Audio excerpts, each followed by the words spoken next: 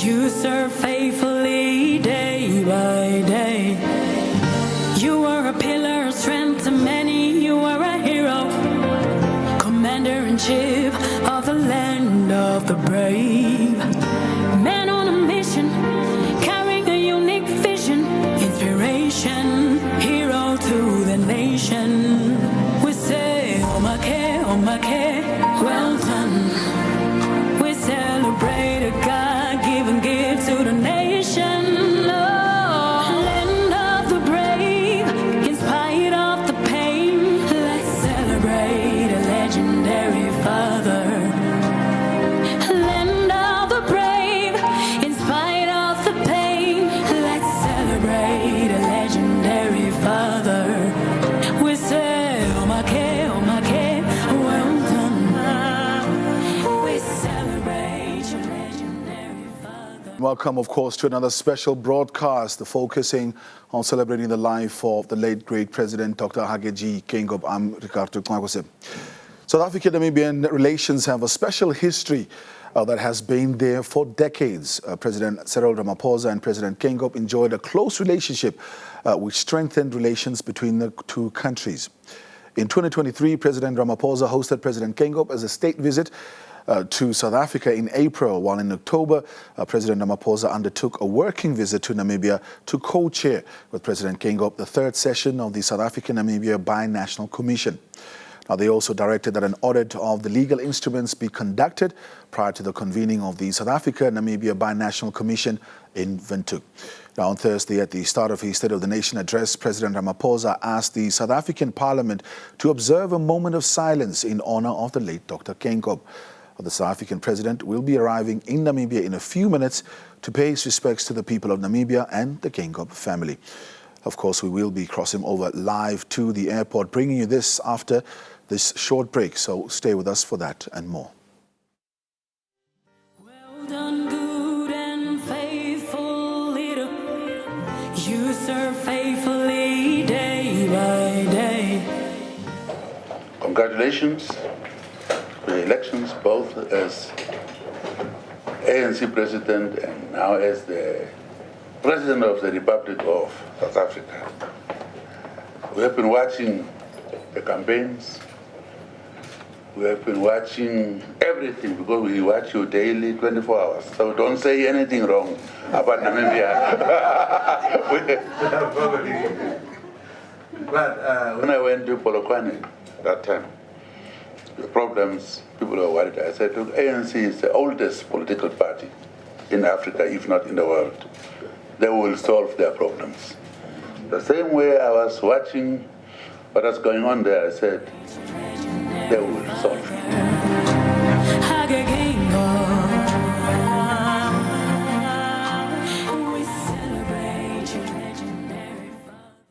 Welcome back, of course. There are just some visuals of the exchanges and the relationships between the two heads of state. As you've been seeing and witnessing, of course, over the last few days since the passing of the president, quite a number of international dignitaries, delegates, including heads of state, have, of course, paid their visit to the president's private residence, Casa Rosalia, to pay respects and, of course, their condolences to the First Lady and the family, as well as the people of Namibia. Let's take a look. On behalf of the Brazilian government and people, and on my own, I extend my deepest condolences to the First Lady, the children, the Geingob family, and the Namibian people for the passing of Dr. Geingob. He was really a fighter, a promoter of democracy, transparency, freedom of press. He was a person who conducted the writing of the Constitution of Namibia, which is globally recognized as a very progressive one. And he was also a friend of Brazil. Once he said that Namibia and Brazil are neighbors, only separated by the Atlantic Ocean. So I think that shows the importance he attributed to our country and to our relations. So we're all deeply saddened by his passing, and but I'm sure that his legacy will live on, because he dedicated his entire life to Namibia, to the building of the nation, and he will be remembered for that. Thank you. Well, of course, some visuals from ambassadors and diplomats that have been visiting the Casa Rosalia, of course, the private residence of the president, to pay respects, condolences to the First Lady as well as the family. President Dr Geingob was a known figure in the SADC region. In August 2022, he resumed the role of the chairperson of the SADC organ on politics, defense and security cooperation, and was responsible for ensuring that the worsening political and military situation in the eastern DRC comes to an end. Now, in addition to accepting the chair of the organ, he also served as the chairperson of SADC in 2018 and 2019, overseeing the affairs of the region as SADC navigated political transitions in Madagascar, the Union of Comoros, and the 2018 elections in the DRC. That, of course, leading to the first peaceful transition in the DRC since independence in 1960. Now, during the official opening session of the 38th Ordinary Summit of SADC Heads of State and Government in Windhoek last year, he said, and I quote, "In the SADC Treaty, which I should remind you was adopted here in Windhoek, we committed to ensure through common action the progress and well-being of the people of Southern Africa." And of course, with those words, we now welcome Dr. Marius Kudumo joining us here in studio to reflect on the relationship, of course, of the president with South Africa, not necessarily only South Africa, but looking at it within the context of SADC, but particularly focus on the arrival of President Cyril Ramaphosa within the next few minutes. Dr. Kudumo, thank you so much for making time out to join us, and welcome to the studio. Thank you very much. Thank you for having me. Well, Doctor, I mean, if we have, of course, had plenty of conversations where we've had critically analyzed the policies of Dr. Dr Geingob. Before we get into the conversation, I just wanted to gauge your view. How did the news of the president's passing reach you, and where were you at that time? And what was your initial reaction to this news?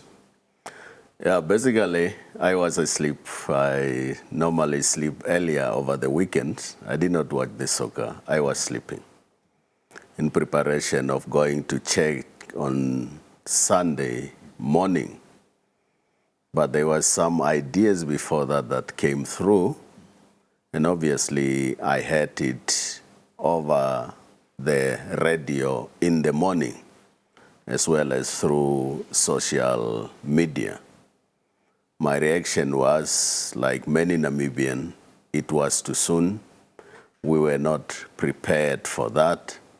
But basically, with our constitution, we're able to manage it. But it is a sad moment for Namibia, because it is our first experience in dealing with a sitting head of state passing on. In terms of that, of course, and you've mentioned just now in terms of the events that took place on Sunday, although it was abrupt, the small transition of power on Sunday was internationally hailed and revered, and of course the country and the government and the people of Namibia were congratulated globally for having that peaceful transfer. But many Namibians, when you speak to them on the ground, said that, look, we didn't have any concerns about any political or civil unrest whatsoever. We just wanted to mourn our president on that Sunday morning. Just reflect on the events of that day and the significance of how that undertaking went in as far as our positioning and perception in the international forum is concerned. Yeah, it is significant, and when I listen to many people, not many people realize the significance thereof. And what it tells us is we need to do a lot of work in terms of educating the people about the Namibian Constitution and its significance. For example, yesterday was the celebration of Constitution Day. Those that spoke at that event and who were part of the Constituent Assembly, you can hear from their voices as from their body language expression how important this is. The point that I want to make is it is not enough to have a constitution, because many scholars have argued about constitution without constitutionalism. Constitutionalism means internalizing the principles and values of that constitution and practicing it. So what we have seen on Sunday is basically saying we have a constitution as the supreme law. It makes provision for these eventualities. Let's just follow the constitution to the letter and spirit. So many countries will not do that. You will be a lot of people and issues and discussions and so on. But we strictly follow the dictates of the constitution. And that is significant. It means the constitution is always futuristic. A policy is always futuristic. It's about the future. If we find ourselves in this situation, what must we do? So it must be anticipatory. It must be anticipatory. Events. What will come, how do we handle it? Like when you look at the president, it covers a lot. And one that people must understand in this country is the president is not only the president. He is the president, the head of state and government, and the commander-in-chief of the defense forces. There are three things. Is a head of state. Expand on those three things. I think it's important that we reflect a little bit. It's a head of state. A state is the territorial, the geographical entity of a country. So Namibia, the borders of Namibia is defined in the constitution, and with the instruments thereof is the state. The government is those that have the executive power, those that are governing. In our case, the head of state and the cabinet are the executive. They are the government. And governments change, but the state does not change. The geographical entity change. Governments, when you go to election, you can elect a different government. Government changes, but the state does not change. Then the commander-in-chief of the armed forces basically means he's the only one who can give command to the armed forces. And what I explained to other stations is that's why that process of Sunday was very fast, because you can't have a vacuum. Assuming there's a country that wants to attack us on Sunday, who will give the command to the armed forces to protect the total integrity of Namibia? That's why this process and the constitutionalism is so critical. So when the amendments took place, of course, we know during the time when the third set of amendments took place, there was quite a hype around the fact that why do we need a vice president? It's going to be a bit much more costly for the already burgeoning state wage bill, et cetera, et cetera. If we look at this now in hindsight and how things have played out, that anticipatory and futuristic outlook seems like it was successful. Yeah, it is successful, but like you said, the Constitution is always futuristic. It's anticipating. And it is the right of citizens in a democracy to express their views. Their views, yeah. As long as it is expressed in a dignified and respected manner. Because when you look at that section of the Constitution, it says the Vice President, the Prime Minister, the Deputy Prime Minister, as well as a member of cabinet, in this order. So if we did not have a Vice President, then it was the Prime Minister. If we did not have a Prime Minister, then it is the Deputy Prime Minister. If you don't have this, then you have to look amongst the members of cabinet. And the Constitution explains under which circumstances must you look at this order. For example, it says, if the Vice President is not capable because of other reasons, then you look at the Prime Minister and so on and so on. So what I'm trying to say is, the reason why people say our Constitution is held in the world is because it is futuristic, and if everyone follows the spirit of the Constitution, we'll have a very good country. We'll have a very good country. Well, of course, coming to the main highlight for today, we have President Cyril Ramaphosa. He's going to be making his way here. But before we really zone in on the bilateral relations between the two countries, Doc, I just wanted you to reflect a bit on the reactions of the international community and, of course, particularly foreign heads of state, etc. We know immediately, I think it was already on Sunday itself, that President Masisi pronounced himself is coming to Namibia, and he indeed came at the end of the day. We understand, of course, if it wasn't for the State of the Nation address in South Africa, President Ramaphosa would have also already made his way earlier on here as well. What does that tell you about the standing of the late president on the continent, within the region particularly, and the relationship that he had with his neighbors?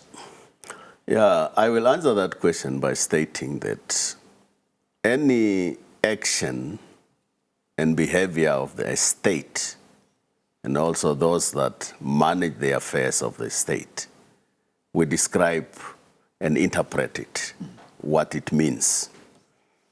And like I said informally, in international relations, we do not only look at what you are saying, we also look at how you are saying it.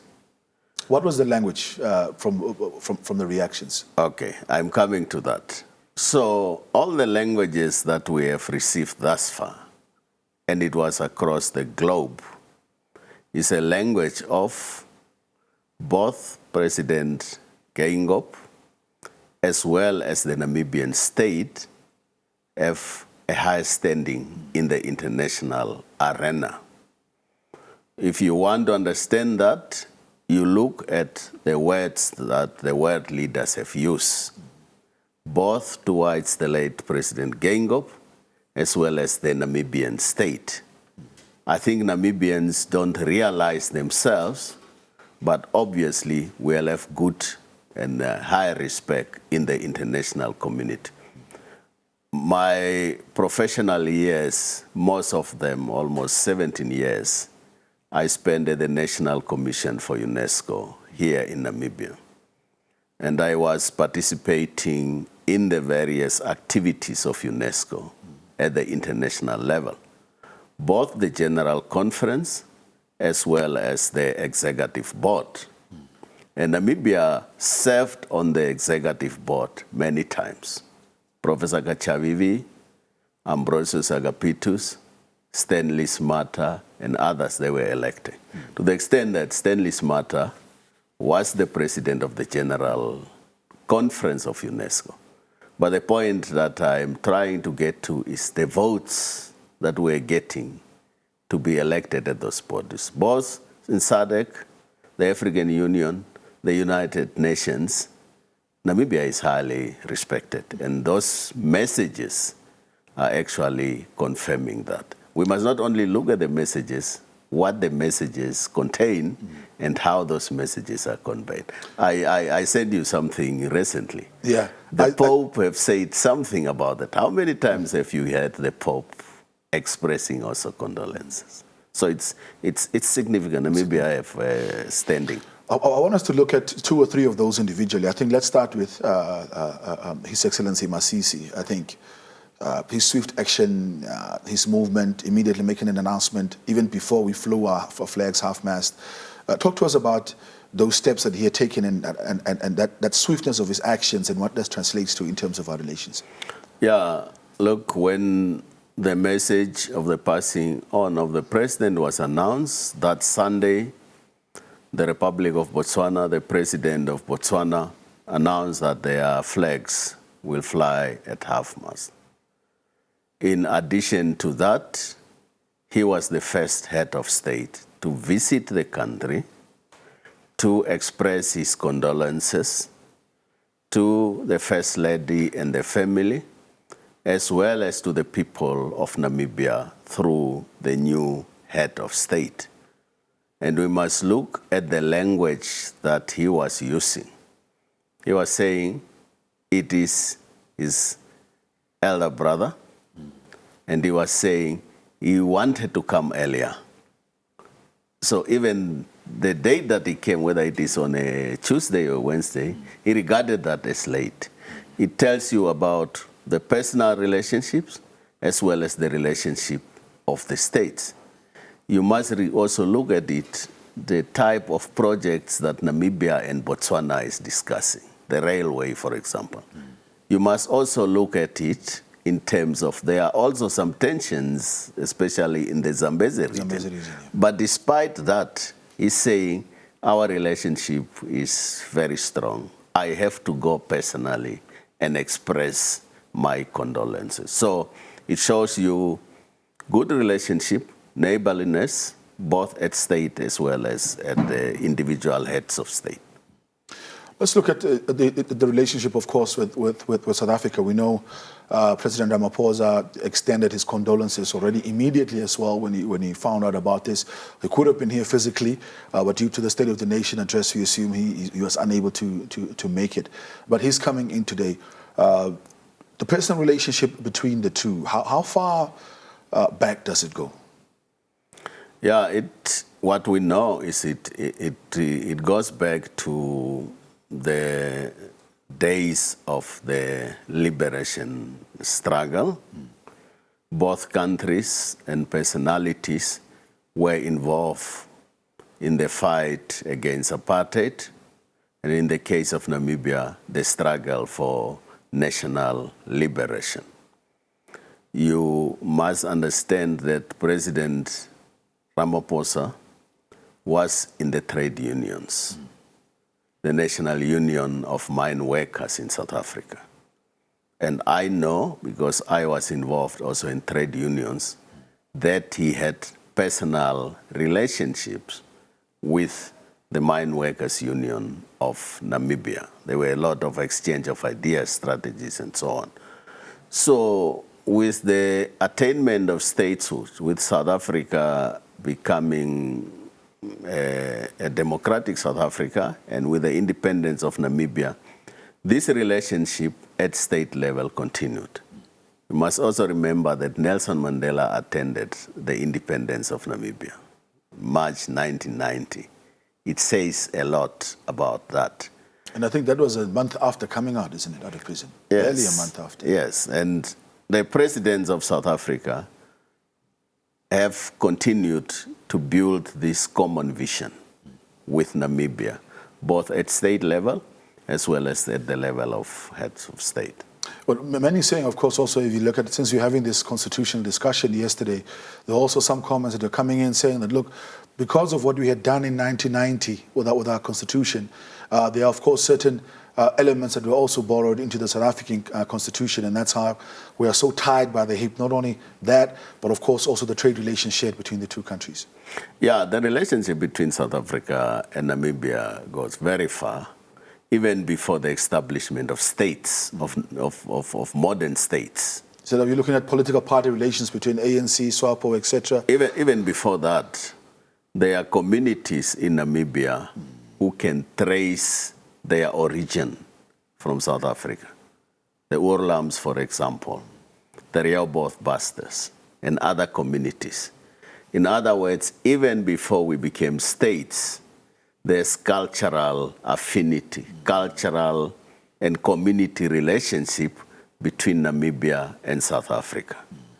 During the struggle for liberation and a democratic South Africa, there was this relationship, especially those that were in exile, as well as those that were in the country. Many Namibians studied at South African universities before independence.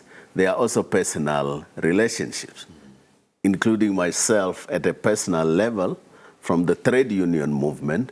I have a personal relationship with people in South Africa. Just to give a practical example, Minister Thulas Ngesi, for example, was the Secretary General of the Democratic Teachers Union, South African Democratic Teachers Union, SACTU. We met in Botswana in drafting the constitution for Southern Africa Teachers Association. I was with him in Canada at the Canadian Labour Congress for 2 to 3 months, where we were trained, and that relationship have continued. The point that I'm trying to make is, even before the establishment of modern states, there were relationships. During the liberation struggle, there were relationships. Post-independence or after independence, this relationship continued, both at personal level as well as at state level. So it's a deep-rooted relationship. Of course, the significance of the actions that the President Ramaphosa has taken and the South African state has taken so far reflect a little bit on that, and of course the significance of this visit, because we understand there will be quite a number of heads of state coming, but for most of them they will just attend the funeral. Yeah, look, because what we have seen in the world is expressing and sending messages of condolences. But we have seen two heads of state who have decided, in addition to the messages that they have expressed, to come in person and convey those messages. And as I have explained, any action of states and leaders in the international arena is described and interpreted, meaning why is it that they are coming, and meaning they will come possibly twice, coming now and so coming at the funeral. Our description and interpretation of that is this relationship is at high level, this relationship is personal, and this relationship is deep-rooted. Like you said, I suspect if President Ramaphosa was not having a State of the Nation address on Thursday, he should have been in Namibia earlier enough just to express that condolences in person. And some of them may be culturally, that's how you do it. Because sending messages is a modern concept. It's not how it is done traditionally. And you have to go to the residents. You have to go to the one that is grieving for you to express that condolences. And I always say what we do culturally is not that different from the protocol in the modern state. Because that's what we were doing culturally. You go to the one that is grieving for you to express your condolences. Well, of course, continue to reflect on that as well. Doctor, I just wanted us to quickly take a short break and take a look at this message from the Cuban ambassador. We know the close ties that Namibia had also had with the Cuban state. Let's take a look at this. Ambassador of the Republic of Cuba to Namibia. We are deeply concerned about this sad news. We lost a very good friend of Cuba. We recognize the late President Dr Geingob as a stronger fighter for the just causes all over the world, for the independence of Namibia, for the African interests. And we always remember his stronger reaction against a blockade. And we really are very sad. And we are going to remember him as one of the best friends of Cuba. Welcome back, Doctor. Just your reflections on that message of condolences, and of course, just a very brief reflection also on our relations with Cuba and why it's important for certain, of course, we expect certain countries to be more proactive than others in as far as their responses are concerned.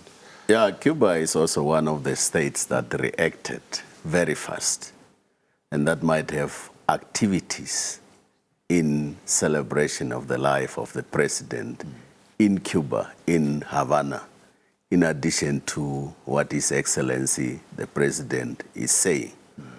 And their relationship is also deep-rooted in the struggle for national independence in Namibia. Everyone knows about the role of Cuba in Angola, supporting the plan, for example. We know the role of Cuba in terms of providing education. And you know the role of Cuba, especially after independence, in the health sector.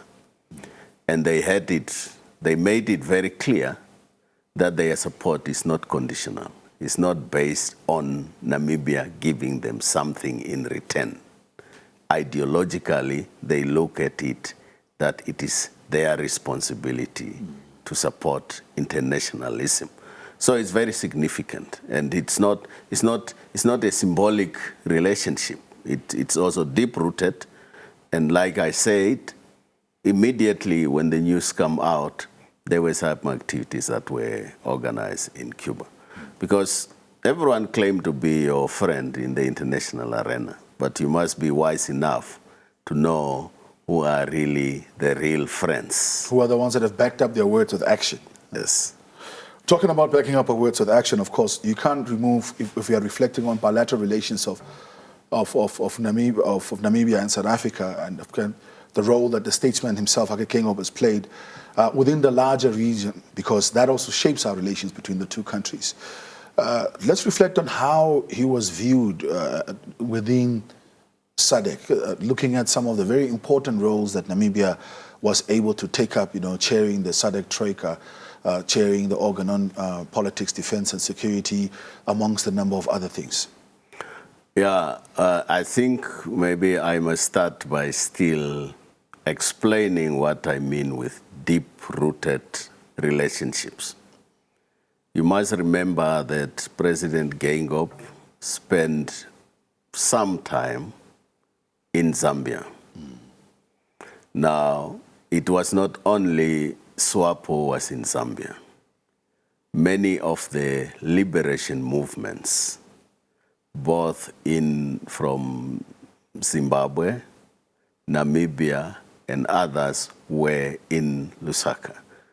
So even before coming to SADC, there was relationships that were established at that level. That is now with UNIN, etc., being so with UNIN, with the liberation movements that were operating there, whether it is ZANU, whether it is ZAPU, whether it's the ANC, or whether it's the PAC, there were personal relationships that were established there, especially Lusaka and Tanzania, Dar es Salaam.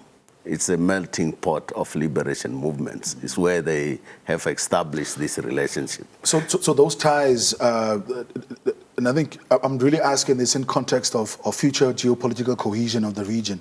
Is it because of those ties, because of that common ties, that common fight for liberation, that they were able to continuously lead on his leadership sort of as a senior figure in the region? Yes, that is because of those relationships, because they were discussing the future of their countries after liberation.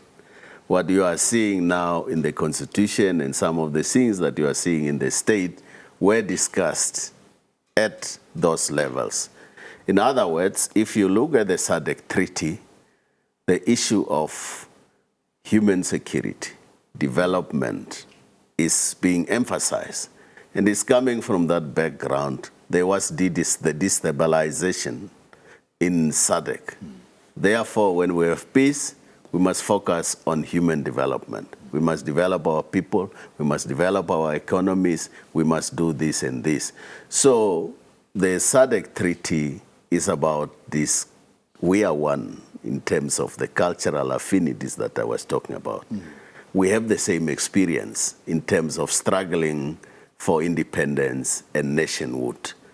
And therefore, we must continue working together. And I think President Geingob have a deeper understanding of where we are coming from, where we want to go, what is it that we need to do.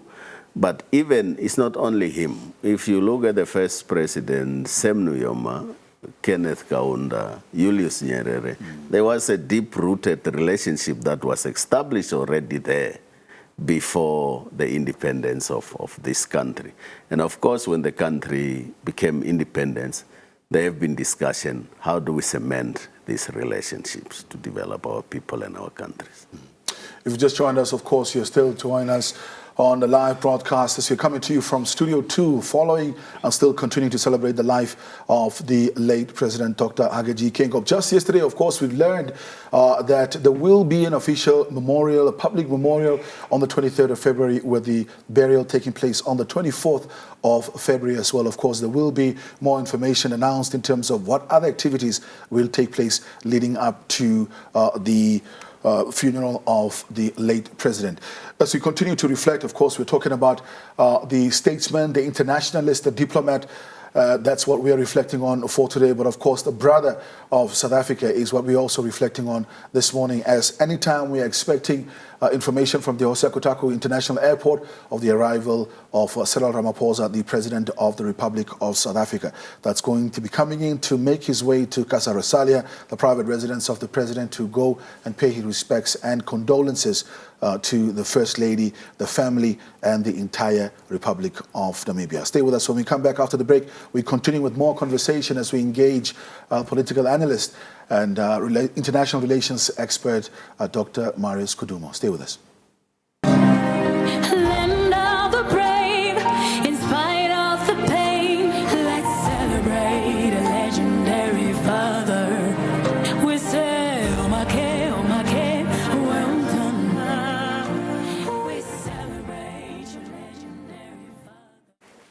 Welcome back. We continue, of course, with our live broadcast from Studio 2. In a few minutes from now, we are expecting the arrival of President Cyril Ramaphosa from South Africa to come and pay his respects and condolences to the late statesman, Dr. Geingob. I'm joined in studio by Dr. Marius Kudumo, political analyst and international relations expert, just to reflect on the relations between the two countries and I think the larger role that the president had played in SADC.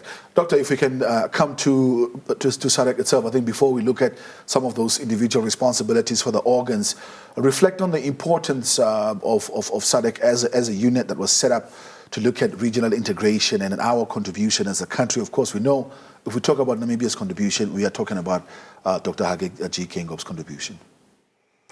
Yeah, look, SADC is what we call supranational body. It is a body beyond or above nation states. And the reason why you have supranational bodies is because you realize individual states cannot be strong alone to deal with global challenges.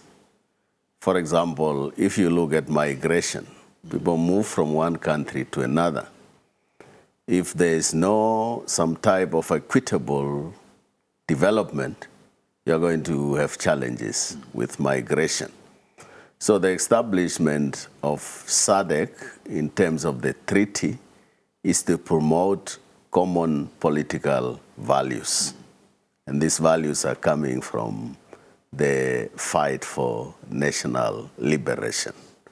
Democracy, the rule of law, they are in the SADC treaty, as well as development that I'm talking about, whether it is human development, infrastructure development, because the understanding is you cannot trade if you don't have the necessary infrastructure. So SADC, despite its shortcoming, is a very important body because of the understanding that nation state on their alone cannot deal with global issues. The issue of COVID have shown us that there is no state that is powerful to deal with everything. Actually, COVID have humbled state. Everybody. Brought us back together in the same plane. Well, of course, as I've mentioned a bit earlier on, we are waiting still for the arrival of the President of South Africa. We expected him to land at about 22:12. But of course, we understand when a head of state is entering another country's airspace, there is quite a lot of protocol and bureaucratic activity and state administration that needs to be observed. It's not like when Dr Geingob is coming in from Johannesburg. There's quite a difference with regards to that. There we see, of course, some visuals from the airport as the officials are waiting on his arrival. The flag of Namibia being flown there as well as the African Union. As we know, Namibia also hailed as being one of the first countries to really officially, formally sing the African Union anthem as well, alongside the national anthem, just indicating our commitment to regional and continental development, of which Dr. Geingob was such an imperative and an important part of during his political and public service career. Of course, there's just some visuals there from the airport. We have a team on standby there so that we can just get some words from the president as he comes down from the plane there as well. Looking at this, Dr. Kudumo, if we can reflect on some of the major interventions that we've had as a country. Of course, some of those predate even my career as a broadcaster. One of the biggest sore points has always been Eastern DRC and the challenges that we face there in the region. We have, of course, also in the past, even under previous presidential administrations, sent boots on the ground as well to intervene there. Reflect on that one for us. Yeah, the DRC is a strategic country in Africa because of the resources that are there, including water resources. And when a country has a lot of resources, there's a lot of interest and players that are involved there. Sometimes disorder, when there is no peace, that is when countries with vested interest can benefit from the resources of that country. And the Democratic Republic of Congo, Zaire formerly, even in the 60s, they've never taken control and enjoyed the peace and the resources of the country. And that's why many of the countries, especially in SADC and some in Africa, want to see peace in the Democratic Republic of Congo, the whole country. Firstly, because of the strategic resources that they have, and they can be of benefit to Africa. And secondly, is the issue that I have talked about. If there is instability in other country, that instability is likely to get into another country. For example, if the whole Democratic Republic of Congo is not stable, now we are talking about the eastern part, that's why it is still manageable. But if the whole Democratic Republic of Congo is not stable, you will have refugees in Zambia and other places. They will even arrive here where we are thinking we are far because it is out of desperation. That's why sometimes when leaders take decisions, us as ordinary people who do not have all the information on which they are basing those decisions, we don't understand. Even the conflict in part of Mozambique, the reason why SADC want to intervene and contain the situation is if you don't contain it, it's going to go into other countries. Not only political as well as military conflict, but also conflicts that arrive out of human security. If the unemployment rate is high in another country, there's no way how you will stop the people moving. That's why in SADC, in some of these regional integration bodies, the supranational bodies, you try to have equitable development because otherwise it will reach you one day. Well, in terms of another one, of course, that we know was always a bit of a thorn within the regional integration of SADC. If we're looking at particularly the geopolitical tensions, was also the issue around Zimbabwe. We know since independence, pre-Mnangagwa as well, we know, of course, interventions for elections, the flare-ups of civil unrest in 2008, etc. On many of those points, we were also involved in one way or the other. Can you briefly reflect on that and some of the positions that we had taken on that as well that brought us where we are? Yeah, look, the issue of Zimbabwe is still an issue. There are many issues there, governance issues as well as other issues. For example, President Thabo Mbeki was heavily involved in trying to bring about stability in Zimbabwe 2005 and so on. Also, Namibia was also trying and bring about stability in Zimbabwe. But it's mostly at the governance level.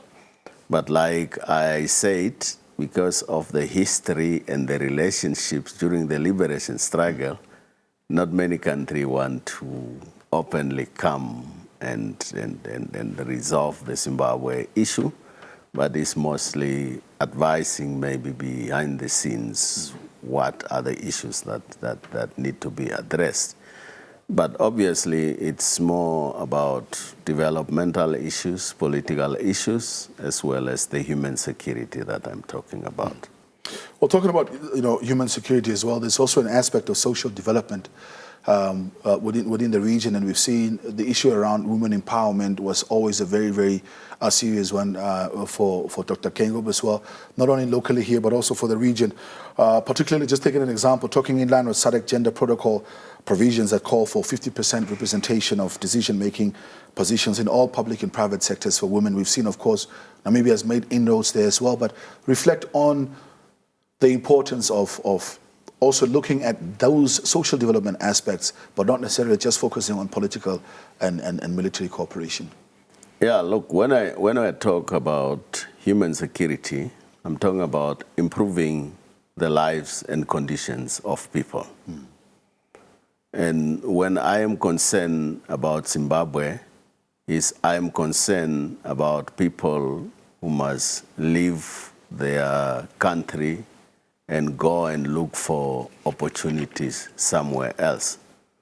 I studied in Zimbabwe, and when I was doing my studies there during block classes, I was traveling with Intercape up to Victoria Falls.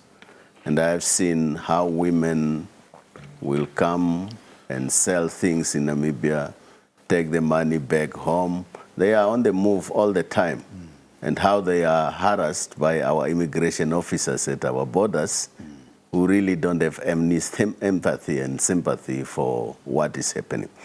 But coming back to the point is that SADC, the leadership development and inclusivity is important, because many of the crises and the difficulty in Africa is our inability to manage diversity, whether they are political or cultural diversity.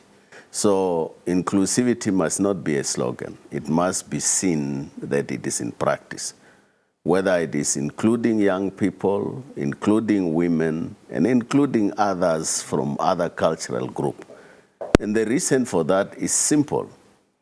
If you want to have good policies, you must rely on the expertise of everyone in the country or in the region.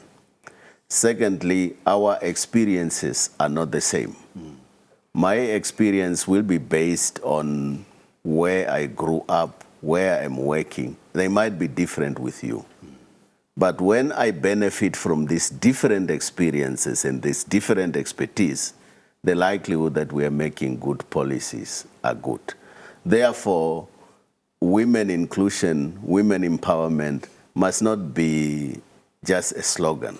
It means we need to prepare people, we need to give them opportunities, and they need to be deliver on what we have provided them for. And that is actually also why you see some people consider young people. Not young people on the basis of because you are only young. Yeah. You must be young and you must be capable. You must be capable. Capable of doing the work. And it's just that diversity that I talk about, so that we benefit from the experiences. If you look in this country and you look in SADC countries, the young people are saying, you people don't understand us. And therefore we have to sit them and say, look, can you articulate exactly what is it that you want us to do? And does it make sense? How do we do something to improve our life? As long as it is done in a dignified manner. So women empowerment is important. Women leadership is important. Youth leadership is important. But merit and capabilities must not be compromised just on the basis of numbers. Well, of course, also a little bit later on in the program, we will be in a broadcast in the afternoon. I'll be having a special session, special discussion, where we'll be joined by young parliamentarians as well as members of political parties to really just reflect on the impact of Dr. Geingob on young people, as Dr. Kudumo was mentioning right now, the importance of empowering young people and bringing them on the table for conversation as well. You can hear more from them this afternoon. But we continue, of course, we are waiting for President Cyril Ramaphosa from South Africa to be joining us in the country very shortly. These visuals live as we speak from the airport, Hosea Kutako International Airport. As you can see, officials are standing by, ready to receive the President of South Africa. Of course, he had sent his condolence message literally a day after the passing of the late Dr. Geingob, and he's now about to make his physical appearance to come and pay respects as within African, or as in accordance with African tradition, to physically come to those who are grieving and send your condolences as well. And of course, we are now going to quickly cross over now. I just want to share this with you, a quick insert on more condolence messages that are coming in from the international community. His Excellency Dr. Geingob was a dear friend of India. He was a strong votary of relations between India and Namibia to bring prosperity and benefit to the people of Namibia. He visited India several times, and he fondly recalled how the cooperation between the two countries prospered prior to the freedom struggle, and during the freedom struggle, and after the independence of Namibia. We He was very fond of the relationship, capacity building cooperation, and useful partnership between the two countries. We, Indian Parliament, both the houses of Parliament, remembered his contribution and expressed their deep sorrow and anguish. The Prime Minister of India, Sri Narendra Modi, wrote a letter expressing condolences. India joins the people of Namibia in this sad hour to express their deep condolences. And they are grieving with the people of Namibia at this great loss. Land of the brave, in spite of the pain, let's celebrate a legendary father. We say, oh my K, well done. We celebrate your legendary father. Well, of course, those are just remarks from the Indian ambassador, that is on behalf of the government of India. We know, of course, Dr. Kudumo, if we look at the relations with India as well, quite a very, very important and significant global player, particularly also looking at what has been going on recently with the relations with BRICS. Can we just reflect on that quickly? Yeah, look, India have also a special relationship with Namibia, especially with SWAPO. If you listen to the diplomats from India, they will tell you that they gave diplomatic relations. The first office of SWAPO was in New Delhi. It's very earlier before many countries came on the picture. Also with BRICS, you have seen Brazil have expressed condolences. Russia have expressed condolences. So many of these BRICS countries have also special bilateral relationship with Namibia. And we have seen that President Geingob have expressed some issues about BRICS, and I take it that they have taken note of some of the issues that he was expressing. Well, of course, in a few minutes we will be crossing over to the airport to just share with you that reception there as well. In terms of the BRICS and the ideas behind BRICS, of course, one of the points that President Geingob was lamenting was that it would be futile to join BRICS if it's going to become a situation where, like the UN right now, there's another little small special group called the Security Council that has vetoing power basically on all major decisions that are being taken at the United Nations as a multilateral organization. Talk to us about the importance of that posturing and that level of honesty and directness and frankness when you come to a body of a multilateral organization of that stature. Yeah, look, effective organizations are learning organization, and you learn from your past experience. And I think he was cautioning that we must not fall in that pitfall where we're fallen with the Security Council, its composition, and so on, because it's easy to do that. And I think the message have come through to say, look, let's be careful. Let's not be seen as an elitist group that is only concerned about our issues and not about the global issues. I think it's an important thing, but it's just a matter of saying, can we learn from the past so that we don't repeat the same mistakes? Well, we are informed right now, of course, that the plane has landed at Jose Kutako International Airport. Within a few minutes, of course, we'll be heading over there to bring you live visuals of the landing of the president. Still staying a little bit on BRICS as well, how do you see, of course, our intentions as a country? We've been very clear. We want to be part of this grouping. Of course, we want to contest the current global international order. How do you see BRICS playing out? And do you think the kind of interest that we have is worth the efforts that we are putting in?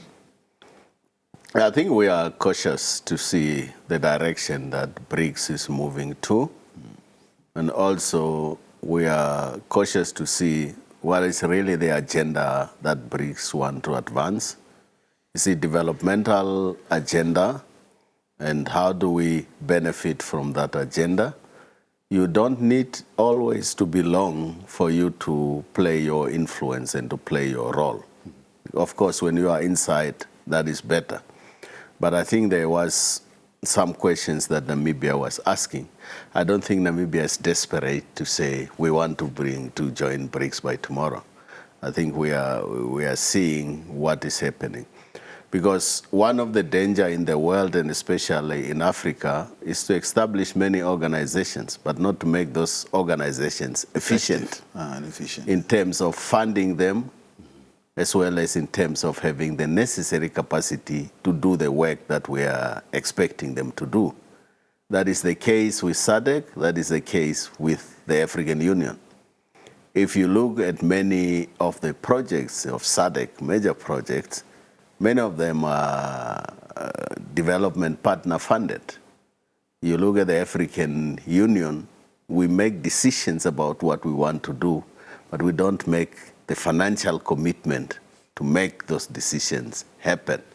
So therefore, it is very critical that it's not only about establishing institutions, but making sure that those institutions are effective and efficient by providing the necessary resources for them to do the work and by staffing them with competent staff who can do the work.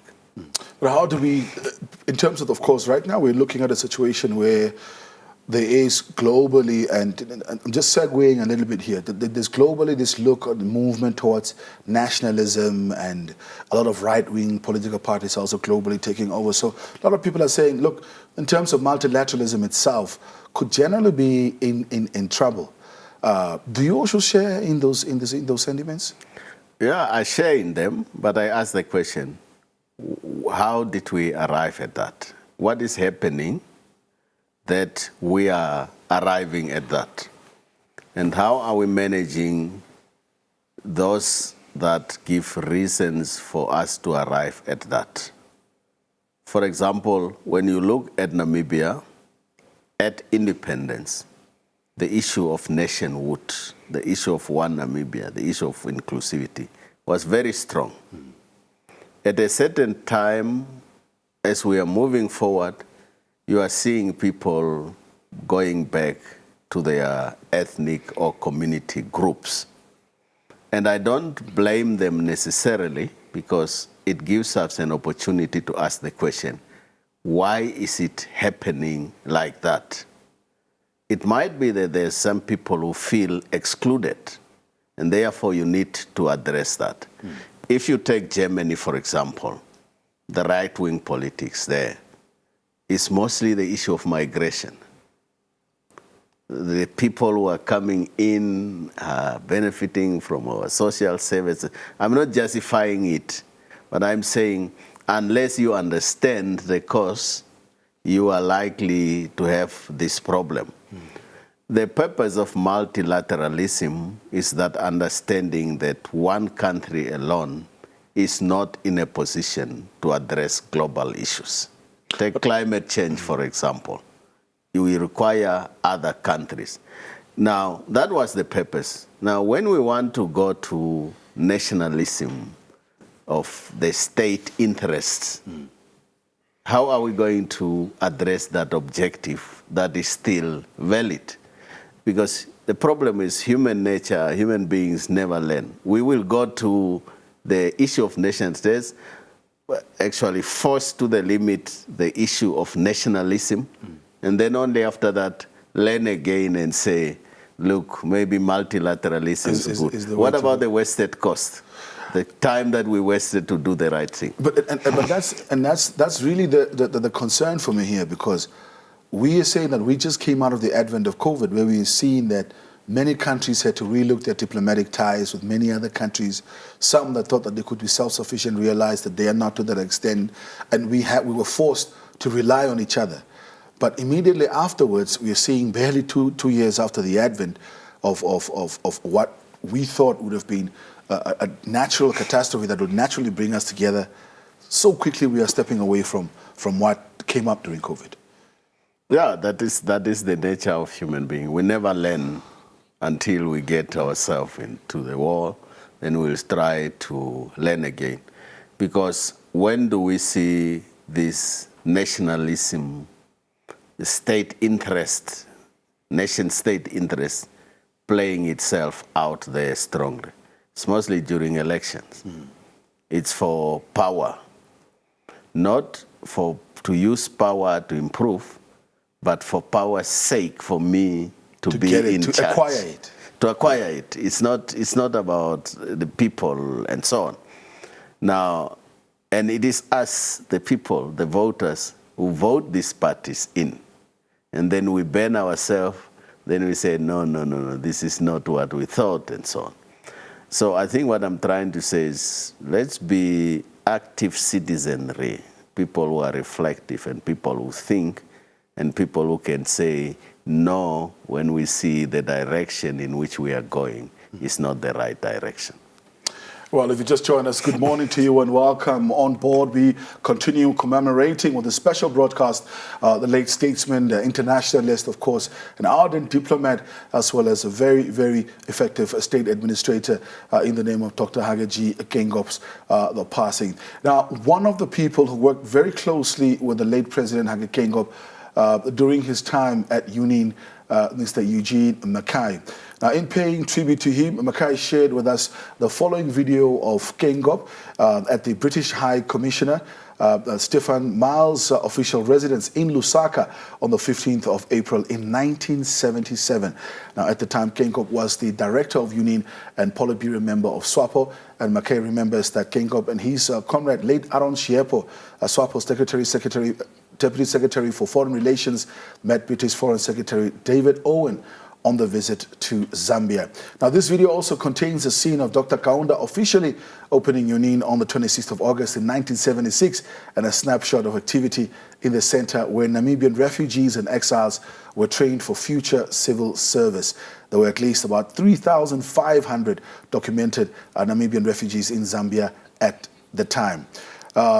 Let's take a look.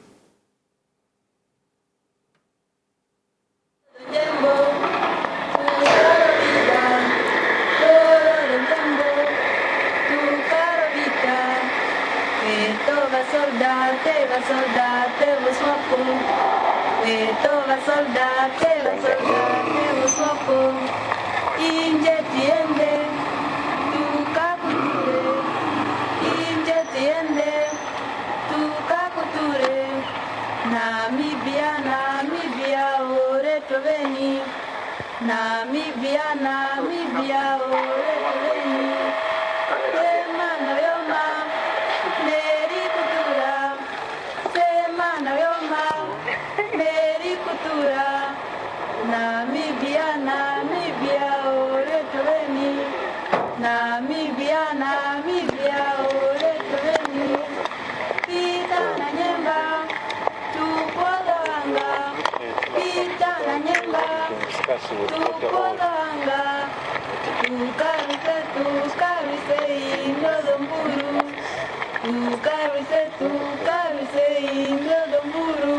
Well, we discussed the issue of Namibia and Southern Africa as such, but mainly on Namibia.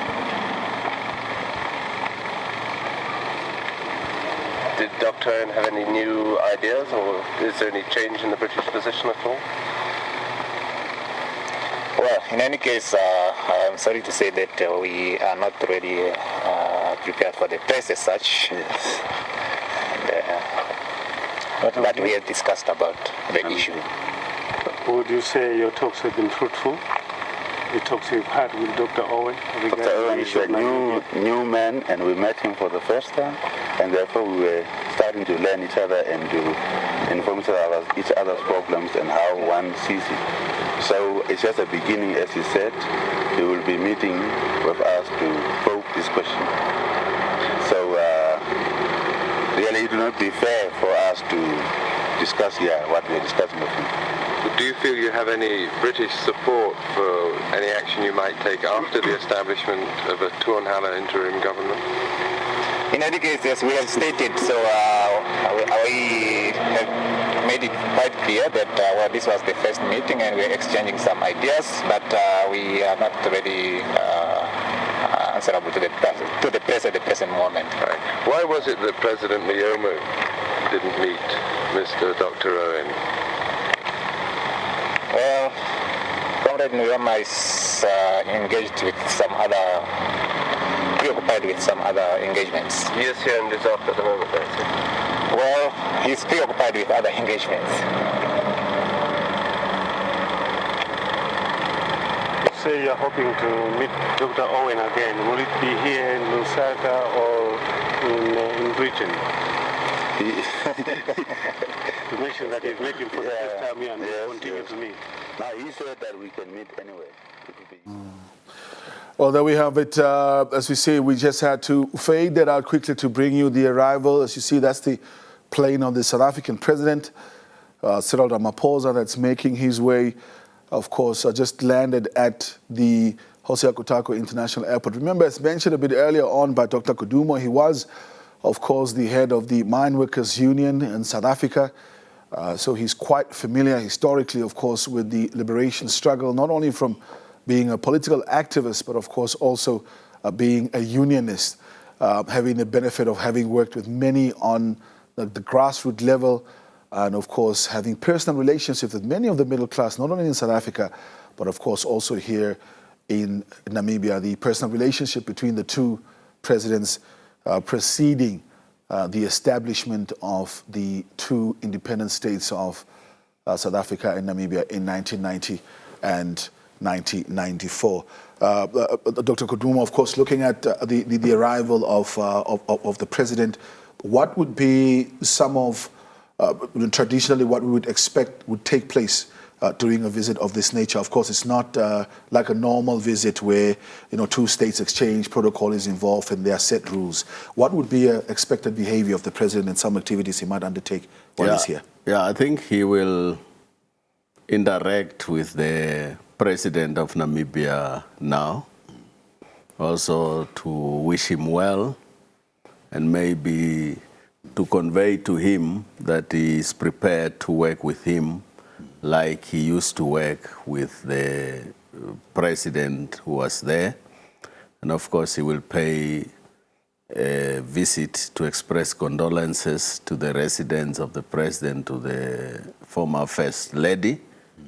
And actually, it's just to convey this message that we are with you and we will continue with this common political, economic vision that the two countries has.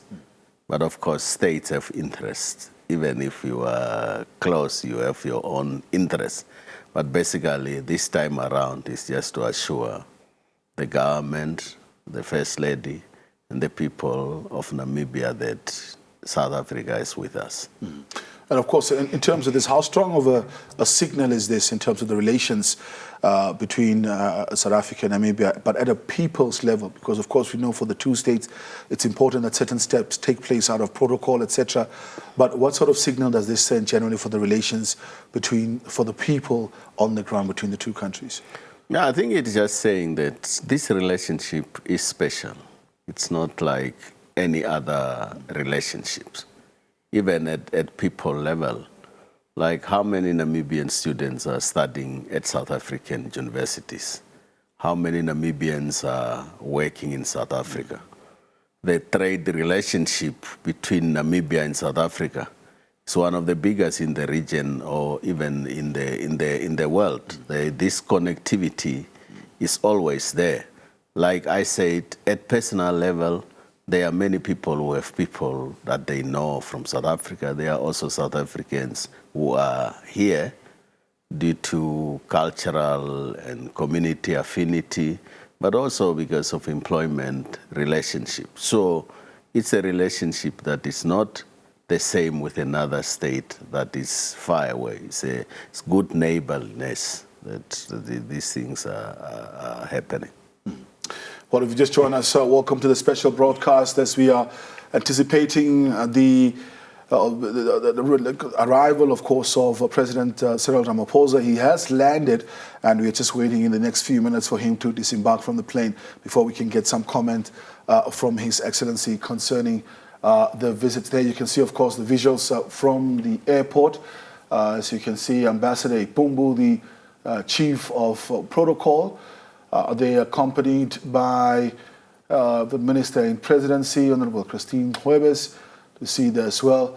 And of course, other dignitaries and officials within the Office of the Presidency as well as the Ministry of International Relations and Cooperation, if I'm not mistaken, of course, also the Deputy Minister of MIRCO, also among that delegation to receive the President as he will be disembarking very, very soon from the plane.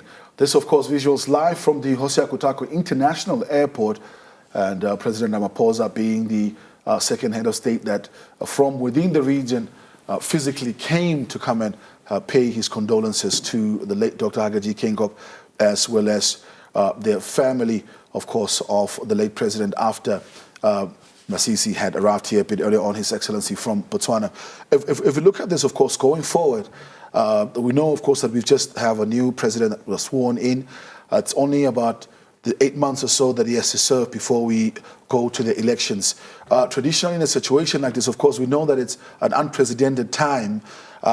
One wouldn't expect there to be any major shakeups in the bilateral relations with the new president between the two countries. Yeah, I don't see any shakeups taking place. Firstly, for example, when you look at it, in October last year, we had the third Binational Commission meeting.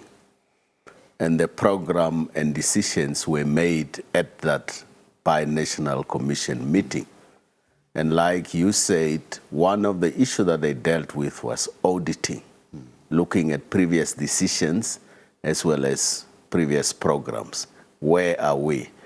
And the next Binational Commission, the fourth one, will take place in South Africa at a date to be determined. So you already have agreed on what you want to focus on.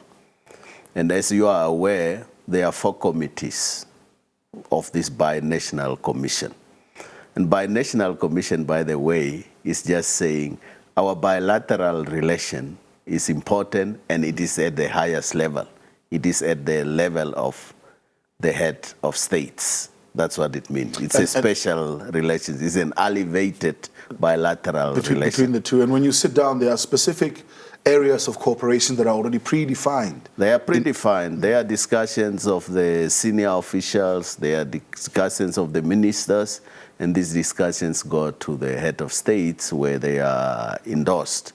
So you have, for example, the diplomatic committee that deals with all these interstate relations. You have an economic committee that deals with all your trade and other economic-related issues. You have the social committee that deals with health, education, and all the social issues. Then you have the Defense and Veterans Affairs Committee. In other words, when you look at it, all the affairs between these states are covered. And that plan is already agreed upon. And to look at the relation between the two countries, it's all those areas that you've mentioned, we have long-standing and established relations. We have established a relationship. If you sit in this meeting, for example, I was privileged on behalf of the university to sit in the social committee meeting of the senior officials. So you are dealing with education, you are dealing with welfare issues of grants, you are dealing with health. It's all the ministries that you have in the country. You can cluster them, they fit somewhere else there. So the programs are agreed upon.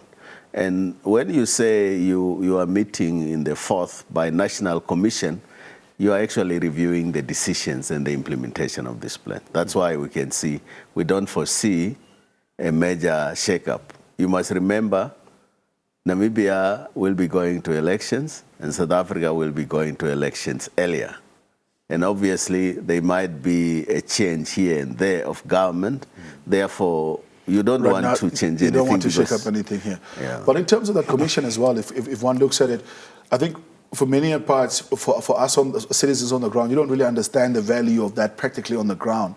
And if you look at it, for example, taking your sector, the academic sector, when you are looking at fees, for example, how you charge fees of what international students will pay much higher than students in SADC, for example, or those that come from one or the other.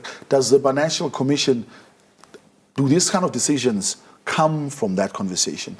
Yeah, they come from there. I mean, I was sitting in that meeting because we are also discussing about research and collaboration of universities and so on.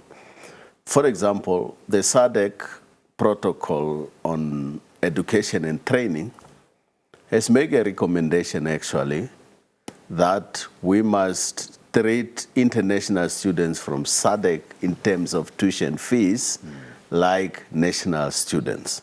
I know in South Africa they are... All right, there we go. There we see, of course, President Cyril Ramaphosa, President of the Republic of South Africa, the head of state and commander-in-chief of their defense force, making his way, of course, down the steps to be received by the Namibian delegation. Our president, that is Dr. Nangolo-Mbumba, at State House, and thereafter go to Casa Rosalia, the private residence of the late Geingob.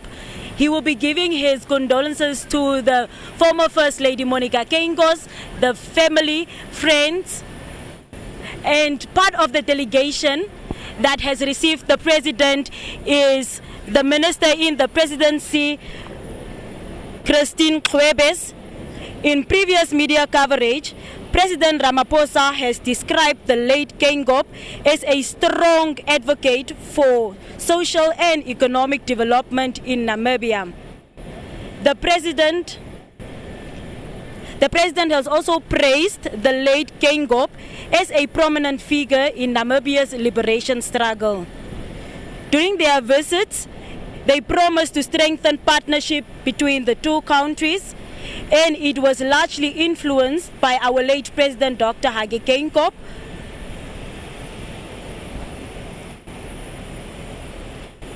He believes, Dr. Geingob, believed in shared future prosperity plans with the neighboring South Africa.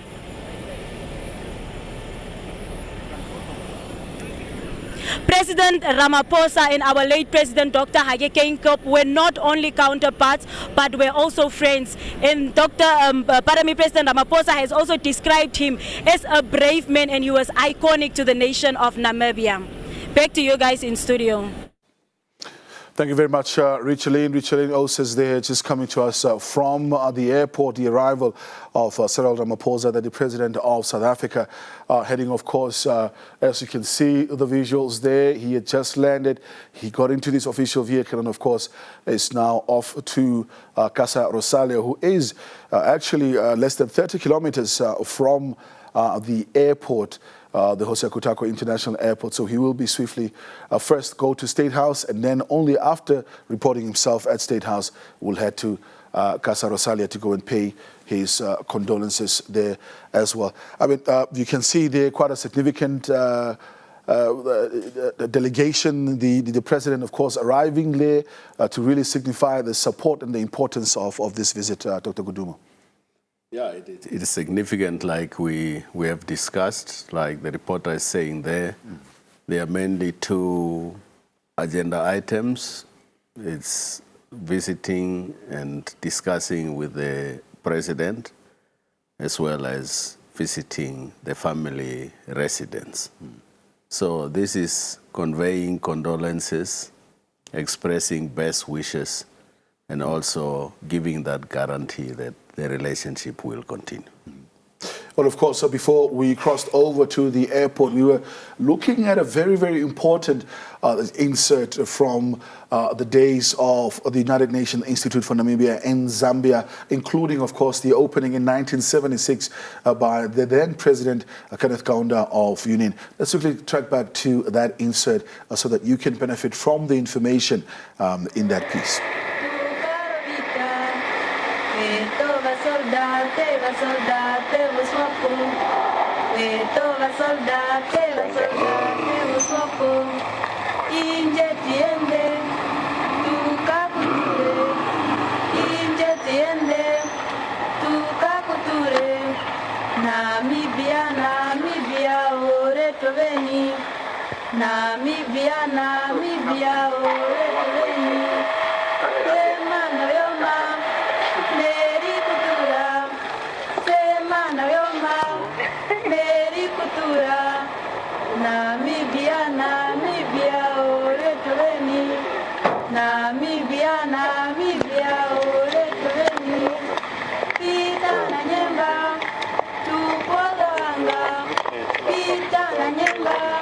discuss with Dr. Owen.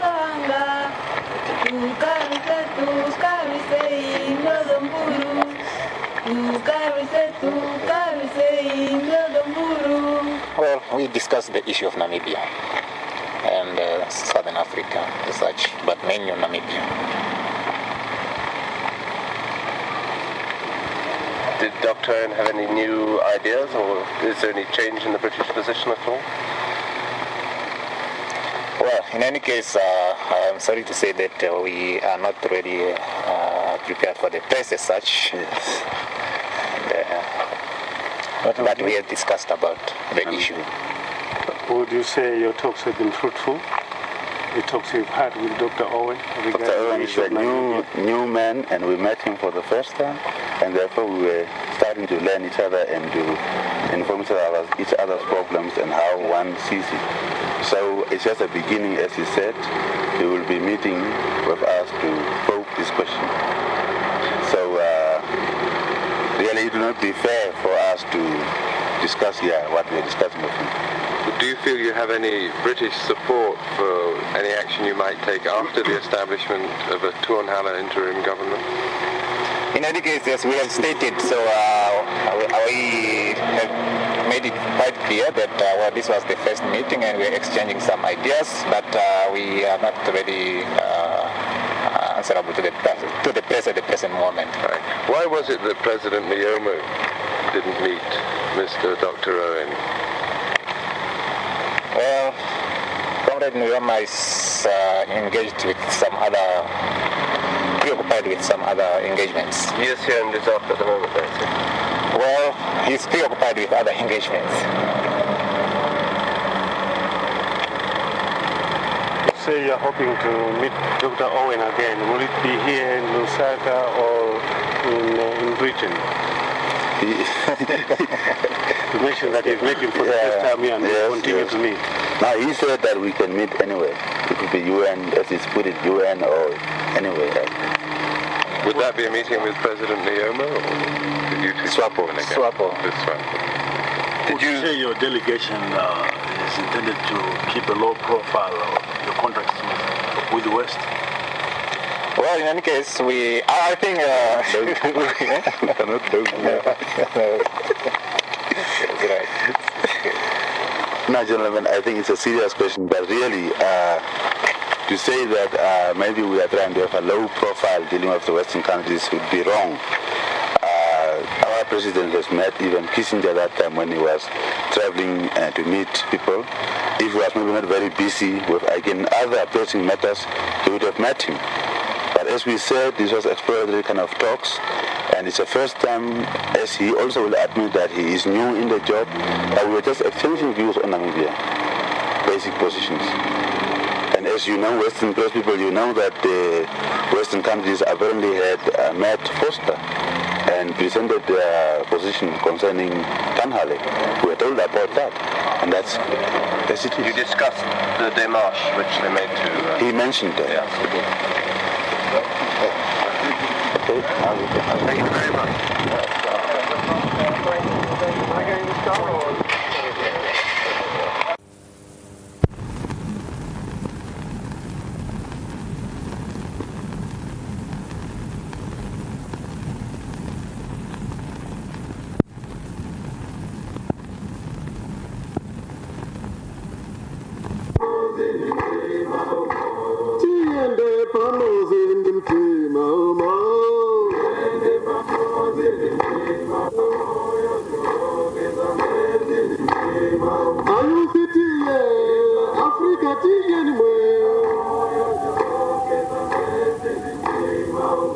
One Zambia, one Namibia.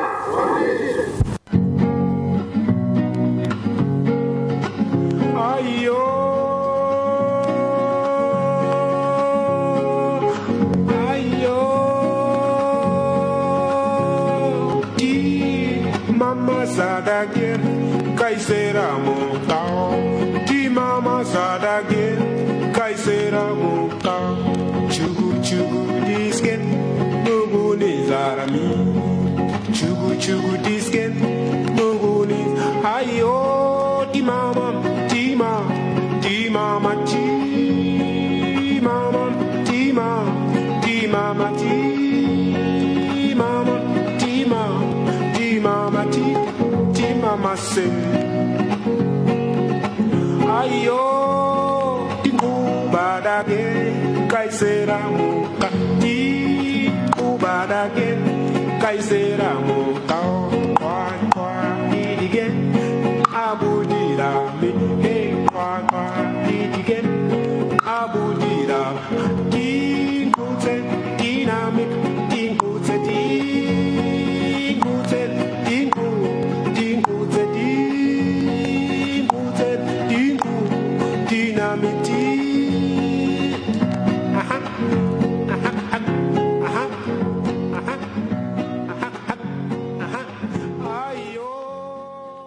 As you can see there, of course, one of the people who worked very closely with the late President Hage Geingob, Eugene Mackay at UNIN, of course, sent us that in paying tribute to him.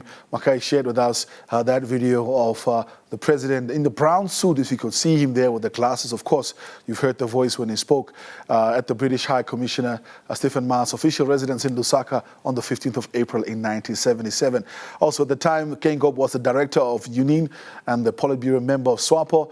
And Mackay remembers the Geingob's saying, and his comrade, the late Aaron Chihampo, that was there with him, SWAPO's Deputy Secretary for Foreign Relations, when they met British Foreign Secretary David Owen on his visit to Zambia. We also saw in the video scenes of Dr. Kaunda officially opening UNIN on the 26th of August in 1976. And of course, that just indicates the poignancy of that date of Heroes Day, 26th of August, of course, tying in again with the opening of UNIN, where Namibian refugees and exiles, including a number of them that became ministers and high-level officials in the administration of Namibia, were trained for future civil service. There were at least 3,500 documented Namibian refugees in Zambia at the time. And that's what the video, of course, was showcasing there to us as well. In conclusion, Dr. Kodumo, I think just for the benefit of those that have joined us, what are we still to expect? Of course, over the next coming days, we will have a number of international visits by heads of states. The funeral itself is expected to be quite a logistical event as well. What is it that we need to look out for as Namibians, and what should we keep in mind? Like you mentioned a bit earlier on, and I mean, of course, the way we know you, you're always a logical person, even amidst a time like this. What should we be looking out for as we are receiving these different condolences and different messages? Even though we are friends on the international stage, everybody still has interests. Yeah, I think we need to be looking at what those messages contain, and not just saying we receive a message. Like President Ramaphosa is now here, we need to listen attentively to what he is saying and how he is saying it. Like you said, there will be opportunities for condolences in the regions, in Windhoek and everywhere. I think we need to give these events a dignified status. We need to listen what people are saying there. There are family members who are very close. Let's keep them in our prayers. Let's pray for the family. Let's pray for the country. And this must give us an opportunity to reflect as a country. All right. Are we still on the same direction? What is it that we need to do differently? All right. Thank you very much, Dr. Kodumo, for making time out to join us. Of course, Dr. Marius Kodumo, a political analyst and international relations expert, just reflecting on the arrival of the president. Of course, it's time for us to cross over to the news at 1 o'clock. Surya Gama standing by in Studio 1. And immediately after that, of course, we'll have Denver Kisting continuing with a special broadcast. Surya, it's over to you.